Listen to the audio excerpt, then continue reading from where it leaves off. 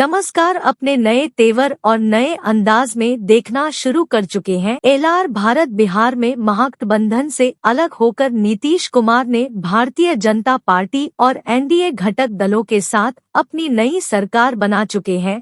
12 फरवरी से विधानमंडल की सत्र की शुरुआत होगी, लिहाजा बिहार विधान परिषद के सभापति देवेश चंद्र ठाकुर ने कहा कि सत्ताधारी दलों के विधायकों और विपक्षी पार्टियों के विधायकों के साथ एक विशेष मीटिंग विधानमंडल सत्र के पहले बुलाई गई थी, जिसमें सभी ने खास तौर पर आश्वासन दिया है कि सुचारू ढंग से विधानमंडल की सत्र चलेगी। आई सुनते हैं बिहार विधान परिषद के सभापति देवेश चंद्र ठाकुर का इस मामले को लेकर क्या कुछ कहना है।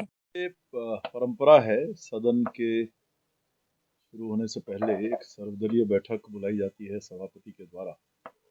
उसी परंपरा के तहत माननीय उप सभापति, माननीय संसदीय कार्य मंत्री और सभी विपक्ष प्रतिपक्ष के दलों के सभी जो नेता उसमें सदस्य हैं उनको बुलाया गया था और बहुत अच्छे वातावरण में बहुत अच्छे तरीके से सभी ने अपने अपने पक्ष रखे।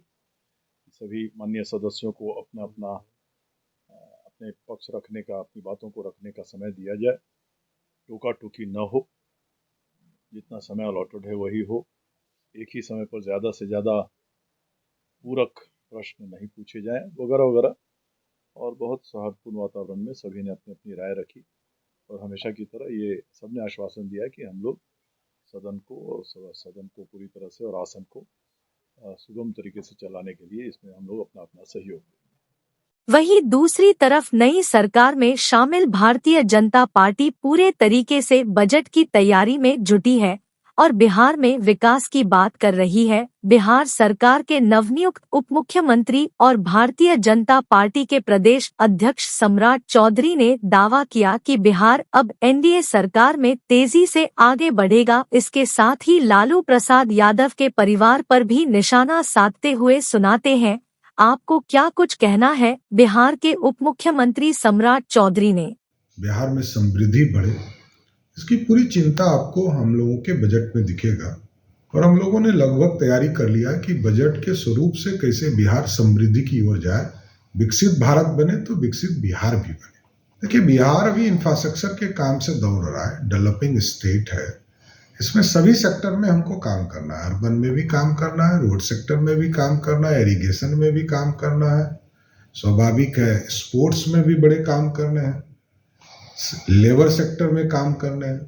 तो कई योजना है जिस पर बिहार में, क्योंकि चार हम लोगों ने कृषि के रोड मैप तैयार किए हैं, आगे भी और कैसे कृषि उत्पादन का चीजें को और कैसे बढ़ाया जा सकता है, मार्केट कैसे इनको उपलब्ध कराया जा सकता है, इन सबों पे चर्चा कर रही है। अपने विधायकों को कार्यशाला में बुला रहे हैं, वहाँ हमारे केंद्रीय नेतृत्व के सभी नेता वहाँ उपस्थित होंगे और कार्यशाला के माध्यम से हम अपने विधायकों को ट्रेनिंग देते हैं कैसे विकसित भारत की यात्रा को चलाना है, कैसे गांव चलो अभियान चलाना है, कैसे लोकसभा का चुनाव जीतेंगे। ये सारी प्रक्रिया है। इसमें भाजपा एक कमिटेड पार्टी है, यहाँ इधर उधर वाली पार्टी नहीं है और यहाँ कोई भ्रष्टाचारी नहीं है। भ्रष्टाचारी पार्टियों को लगता है कि हम खरीद लेंगे, खरीदने वाले भूल जाइए, सारे फाइल खोल देंगे, चिंता मत कीजिए। हम लोगों को सब पता है कि पैसा कहाँ से आता है और कहाँ पैसा गया है। एक एक व्यक्ति का पैसा तेजस्वी यादव को लौटाना पड़ेगा। मैं सारे फाइल को देख रहा हूँ।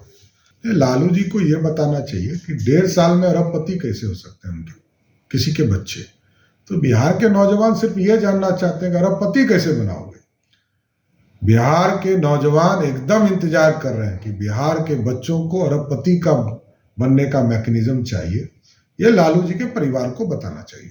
तो एक तरफ आपने सुना बिहार विधान परिषद के सभापति देवेंद्र चंद्र ठाकुर की बात और दूसरी तरफ सम्राट चौधरी सरकार बनाने के बाद बिहार में तेजी से विकास के दावे कर रहे हैं।